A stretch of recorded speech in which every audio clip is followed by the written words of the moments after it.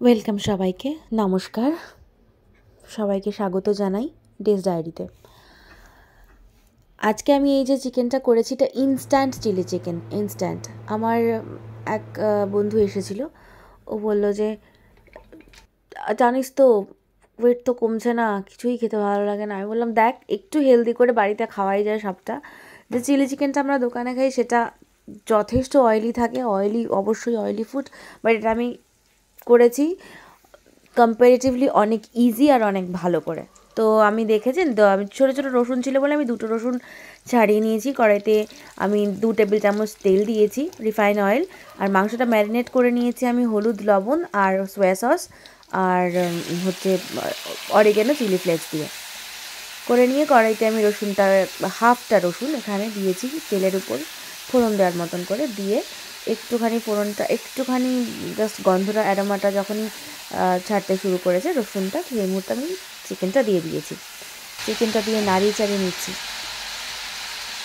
নাড়িয়ে চাড়িয়ে এখানে আমি 2টো পেঁয়াজ নিয়েছি, একটা বড় পেঁয়াজকে একটু মিডিয়াম চপ করে নিয়েছি, সেটা আমি এখন দিলাম।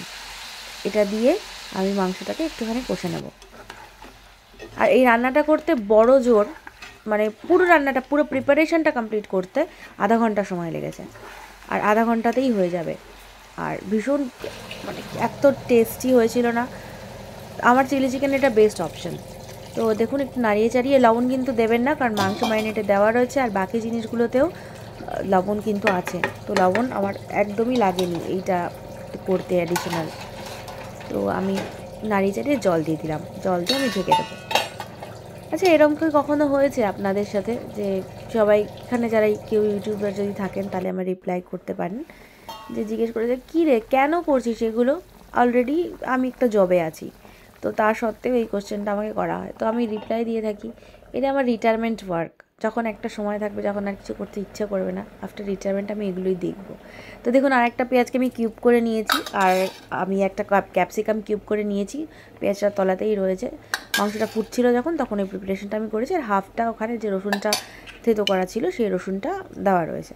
আর এখানে দেখলেন আমি 1 চামচ সেজওয়ান চাটনি, 1 চামচ বড় 1 চামচ টমেটো কেচাপ, আর ছোটো 1 চামচ হচ্ছে chilli sauce, red chilli sauce, 1 চামচ গ্রিন চিলি সস, আর ছোট্ট 1 চামচ সোয়া সস দিয়েছি। আর এই পেরি পেরি পাউডার যেটা আছে ওটা আমি ছোটো চামচের 1 চামচ ইউজ করেছি। করে একটু জল দিয়ে আমি একটা ঘোল বানিয়ে নিয়েছি।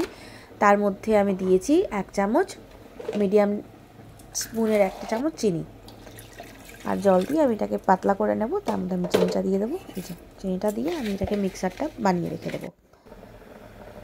এবার আমি ঢাকনাটা তুললাম।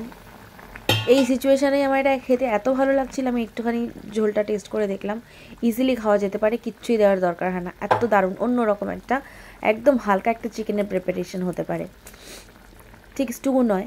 যাই হোক, সেই বড়ো করে কিউব করে রাখা পেঁয়াজটা আমি দিয়ে দিলাম। আর এবারে আমি দিলাম হচ্ছে ক্যাপসিকাম। এরপরে আমি যে থেতো করে রাখা রসুনটা ছিল, এমনকি রান্নাটা করতে আমার বিশ্বাস করবে না মিক্সচার গ্রাইন্ডারই ইউজ হয়নি, কিচ্ছু লাগবে না। এত আর খেতে হবে মানে অসাধারণ হবে, সত্যি বলছি, করে দেখবেন অবশ্যই। রসুনটা আমি এখানে দিয়ে দিলাম, দিয়ে আমি একটু নাড়িয়ে চাড়িয়ে নেব। সবাই আমাকে যখন এটা জিজ্ঞেস করে যে এই চাকরি করে এই করে নিজের এখন আবার ইউটিউব করছে, এরকম অনেকে বলে, ঠিক আছে। তো ওইটাই বলি যে আসলে সবাই ভাবে কি যে ইউটিউব মানেই মনে হয় কনসেপ্ট আছে যে প্রচুর টাকা পয়সার একটা ব্যাপার, একদমই তাই নয়। আমি সত্যি বলছি যে স্মৃতি রাখার মতন রাখা আর কি। এই যে আপনাদের সাথে গল্প করছি হয়তো একটা টাইমের পরে গিয়ে এই আজকের এই রান্নাটা দেখে আমার আরও অনেক কিছু প্যারালালি সব কিছু মনে পড়বে। এখানে আমি টেস্ট করে দেখলাম যে লবণ লাগবে নাকি বা চিনি লাগবে নাকি, কিছুই লাগবে না। কোয়ান্টিটিগুলো যেগুলো আমি বললাম, এখানে 500 গ্রাম চিকেন আছে, তো এইটাতে এই মাপটাই লাগবে। এটা দিলে আর অ্যাডিশনাল কিছু লাগবে না। আর যদি ডাবল চিকেন হয় তাহলে সেক্ষেত্রে কোয়ান্টিটিগুলো ডাবল করে নেবেন। তবে পেঁয়াজটা, রসুনটা আমি এখানে একটু বেশিই ব্যবহার করেছি কারণ রসুনগুলো একদম চিমড়ে টাইপের ছোটো ছোটো কোয়া রসুন ছিল, তো মিডিয়াম সাইজের 2টো রসুন আমি দিয়েছি। প্রথমে ভেবেছিলাম আমি হলুদ দেবো না, ঠিক আছে। ওই সসটা আমি দেওয়ার পরে দেখছি একদম কেমন একটা কালারটা আসেনি। তারপরে 1 চামচ হলুদ গুলে, যেহেতু ফুটতে দেওয়া বাকি ছিল চিকেনটা, আমি দিয়ে দিলাম। তারপর আমি ফুটিয়ে নিলাম প্রায় মিনিট 15। ফোটানোর পরে চিকেনটা একদম টেন্ডার হয়ে যাবে, একদম জুসি হয়ে যাবে। সেই সময় এরকম ফুটে উঠলে আমি বন্ধ করে দেবো। আর যদি আমার গল্প ভালো লাগে আপনাদের, যদি আপনাদের সাথে শেয়ার করা আমার রেসিপিগুলো ভালো লাগে তাহলে অবশ্যই চ্যানেলটা সাবস্ক্রাইব করবেন আর ভালো থাকবেন, ভালো রাখবেন সবাইকে। আচ্ছা তাহলে আসি, দেখা হবে নতুন একটা রেসিপি নিয়ে নতুন একটা পর্বে।